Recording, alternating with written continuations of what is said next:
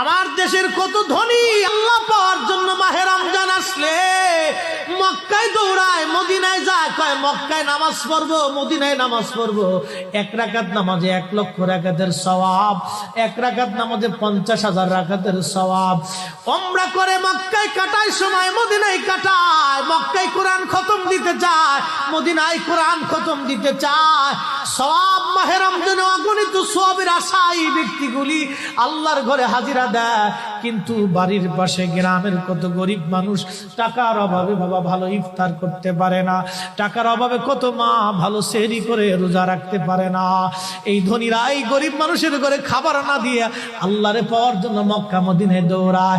আল্লাহ ডাক দেখো, বান্দা একবার মরে দেখ, কায়দা মতো জুতা দিয়ে পিটামো, আমার বান্দারা না খায় ইফতার করবে, আর তুই আল্লাহ পাওয়ার জন্য মক্কায় আইছো, এমন আল্লাহ আমি ধরা দেব না।